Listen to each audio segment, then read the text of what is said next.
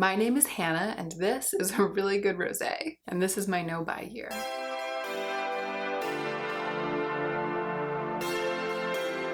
I can't tell if the Christmas decorations look good. The lights. I mean, I think that they're pretty washed out by my lights, but I'm trying to be festive. So I have been planning to make this video for several months now, a video about poisonous language that's common on YouTube. And when I say poisonous, I think you know what I mean. I'm talking about language that gets in amongst us and normalizes overspending. So I got the idea and then I just started writing them down every time I heard them, and I watch a lot of YouTube.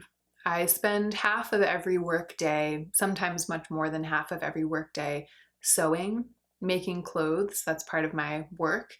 And I just watch YouTube pretty much the whole time. Sometimes I listen to books on tape, but I'm just watching YouTube. I consume a lot of beauty YouTube. So over the past couple of months, every time one of these phrases has floated across my screen, I've just quickly jotted it down, and that has formed the basis of this video.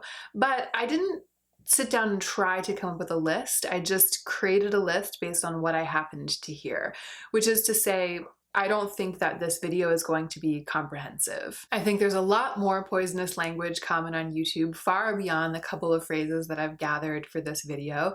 So if you can think of any that I don't mention, if there's one that you're thinking of now that doesn't come up in the video, please put it in the comment section down below. I'm kind of depending on you guys to add more to my list. And then if there's a long enough list of things that I didn't think of for this video, maybe I can go ahead and film a second video of the ones that you give me in the comment section. Before we start the video, I want to be very, very clear that I do not patently disapprove of these phrases or of the people who use them.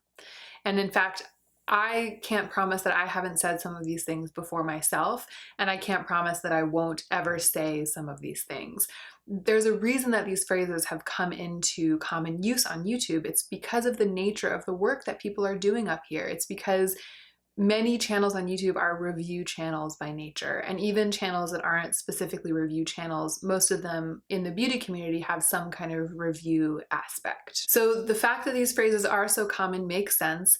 The fact that people use them and the way that they are used makes sense. This video isn't meant to shame or judge people for using this language, just to help raise awareness of how some of these phrases could be contributing to a culture of overspending. I don't think that most beauty gurus are actively trying to normalize overspending, but language is powerful, and in a lot of cases, that is exactly what many beauty gurus are accidentally doing. But I don't think it's helpful, and it's also not in my nature to go after them for behaving that way. I think that it's much more useful to raise awareness among you and me, among us and the viewers.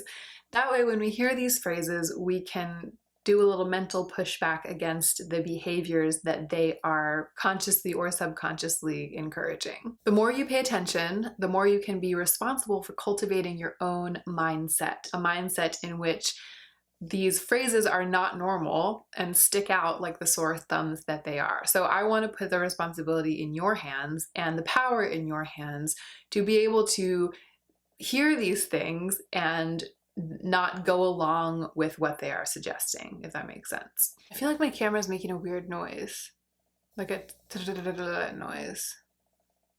I hope that's not being recorded in the video. Okay, I hope that caveat made sense. I mean, it's not even really a caveat or a disclaimer, it's just honesty. It's just how it goes. I hear these things and I've been recording them, I've been paying extra close attention, keeping an ear out for these poisonous phrases.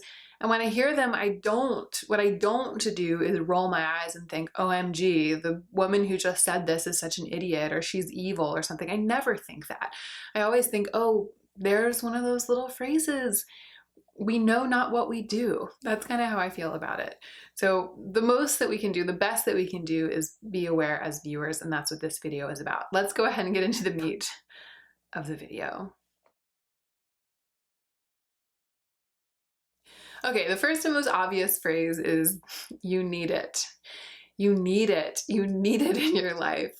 Oh my God, you need this in your life. You guys, you need this. You don't need it. And that's really all I have to say about that. The phrase is obviously hyperbolic, and I think that people who make use of the phrase would possibly object to its inclusion on this list by saying, oh, everyone knows that it's hyperbolic, that I'm just exaggerating, and when I say I need it, all I mean is that it's really great. That's fine, but like I said in the intro, language is powerful, and when you say you need it, at least a handful of people, if not a large percentage of your audience out there, is going to take that at face value and start to, at least on some level, feel like we need it. What I have to say to you is, whatever it is, you don't need it. You don't need it. Here are some that are more subtle. I feel like that was the super obvious one. This one really interests me.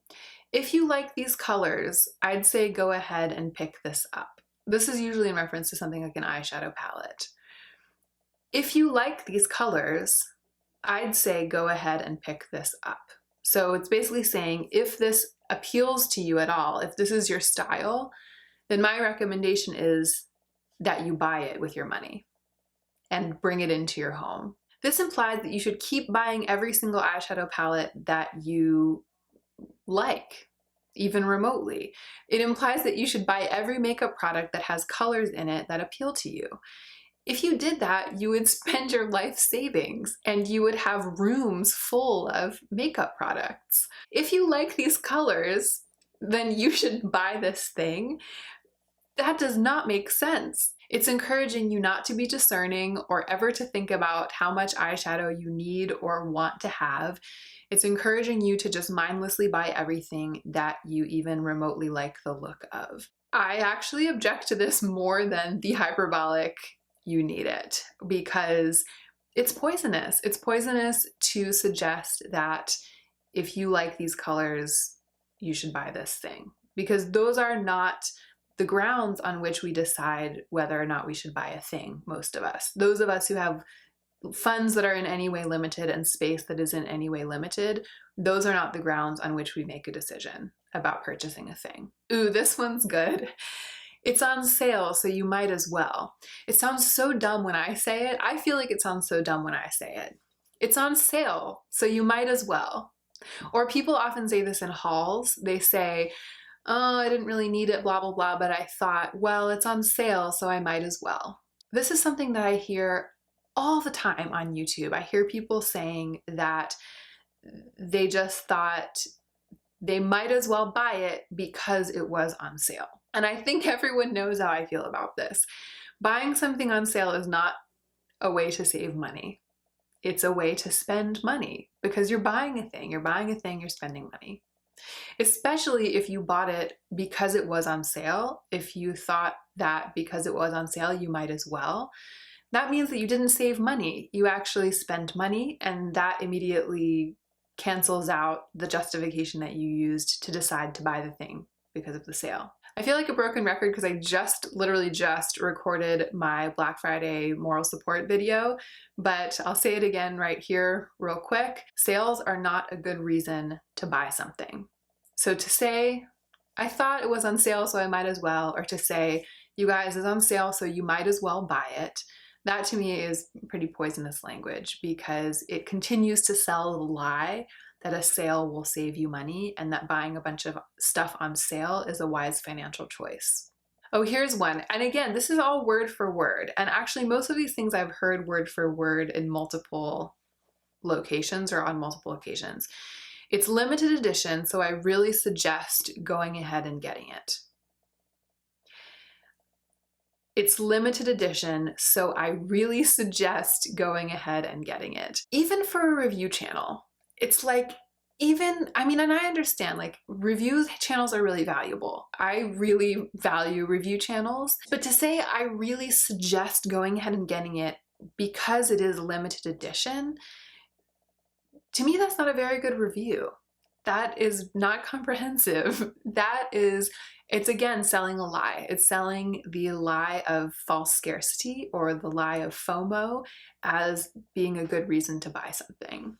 Say it's an eyeshadow palette. If it's truly your perfect palette and you have the funds for it and you have room in your life for it and you really, really want it, then it shouldn't matter whether it's limited edition or not. If you like the idea of it and you think you might want to use it someday, or if you like the brand and you have a bunch of other stuff from that brand, and then you end up missing out on it because it was limited edition, that's okay. It's absurd to suggest that you should buy something because it's limited edition.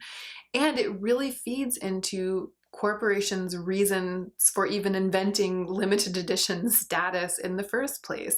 That status, limited edition, that's an invention, that's a sales tactic.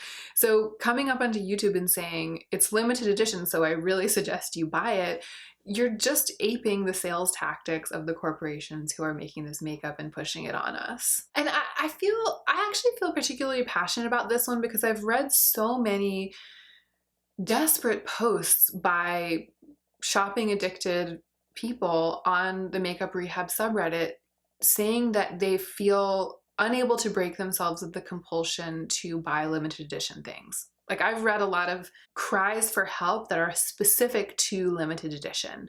They're like, this palette is limited edition. I don't even love it that much, but I feel so desperately, painfully afraid that it will sell out before I buy it.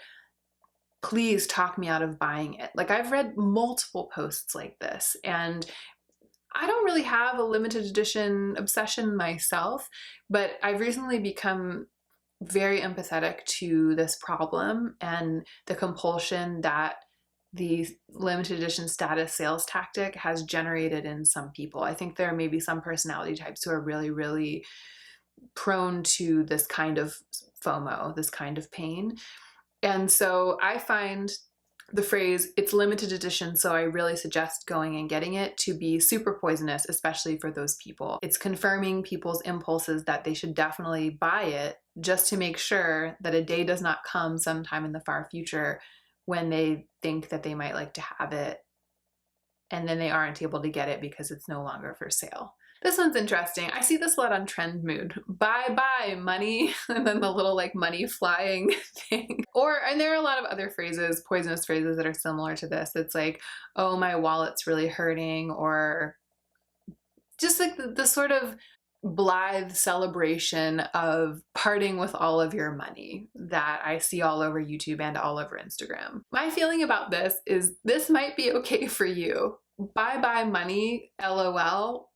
That might be a reality for you, but a lot of us really need that money. We need it to pay rent, we need it to eat, and we need it to save to create the futures that we deserve for ourselves. And some of us, I've said this before on this channel, especially women, we need that money to protect ourselves. We need it to be safe. So the normalization and the happy celebration of waving bye-bye to your money is potentially damaging to thousands of women, hundreds of thousands of women who need that money to keep themselves safe and need to keep perspective. I object to it fully on those grounds. If you can afford the thing, then great.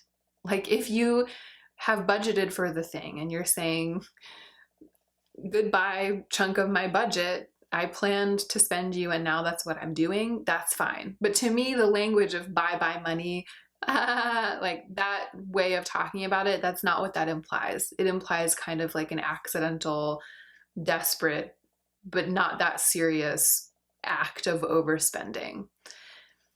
This one's kind of related to the limited edition thing. I hear this all the time. If you can get your hands on this, I really recommend it.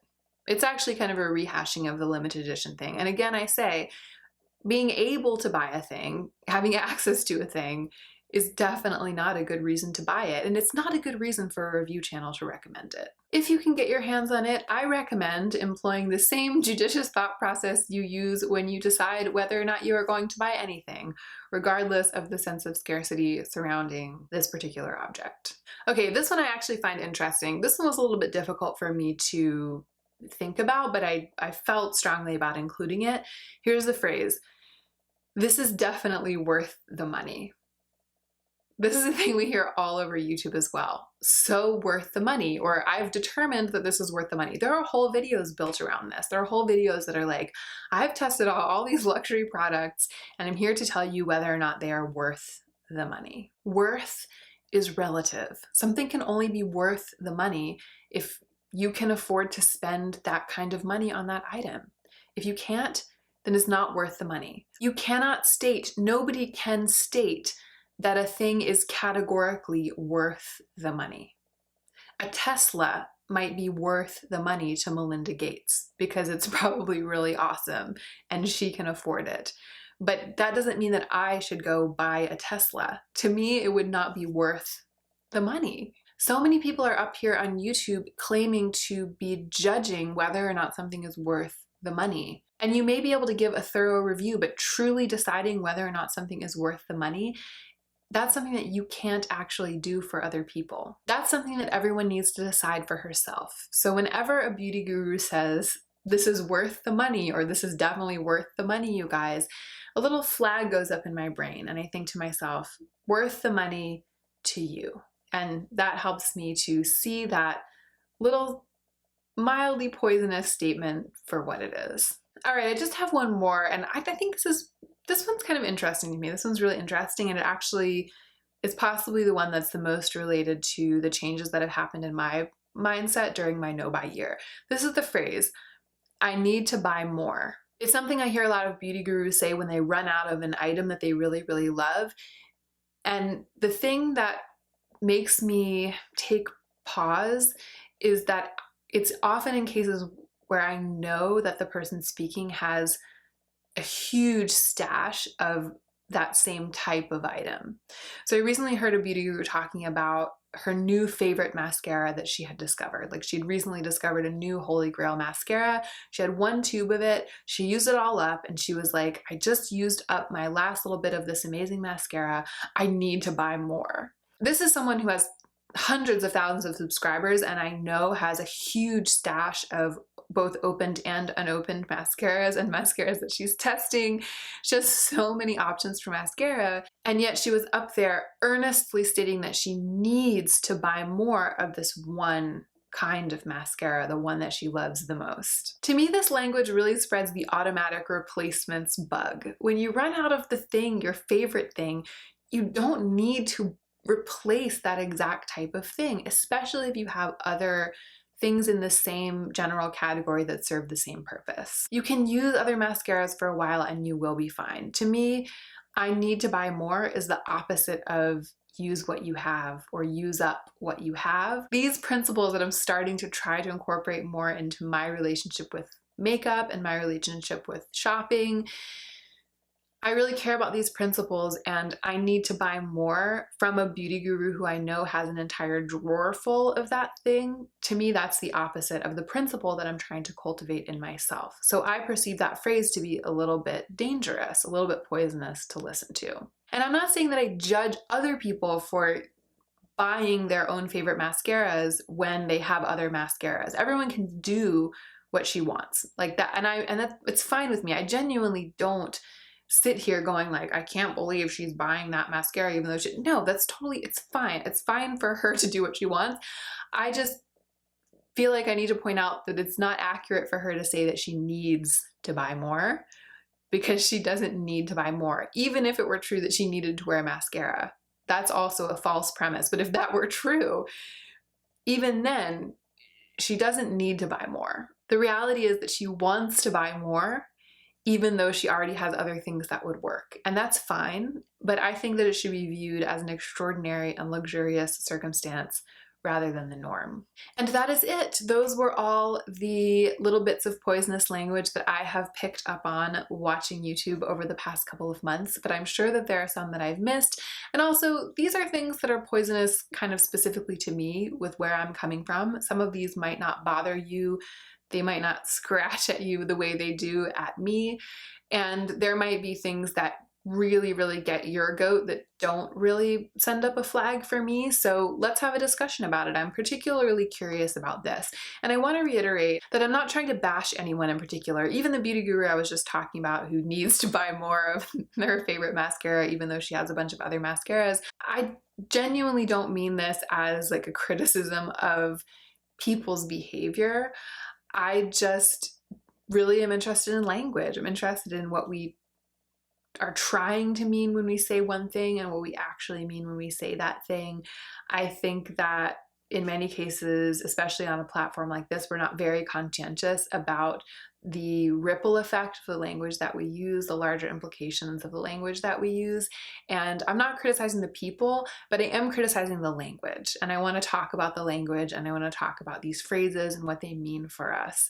So I hope that that has been clear, even though I was kind of ranting and raving and getting all up on my high horse about it. I understand that what people say and what they mean aren't always the same thing, but I think that it is still very valuable to examine what they say, and more importantly, what the things that they say imply for us, the viewers, what they mean for us, the viewers, and the kind of culture that they cultivate around us, the viewers. Because I feel like that culture is something that we, the viewers, should take in hand for ourselves, rather than allowing it to be dictated by the people that we watch and the corporations that in many cases are paying them. Thank you so much for watching. I hope you enjoyed it, and I hope you will remember to take extra good care of yourself this week so that you can be the most effective version of yourself as you do your work in the world.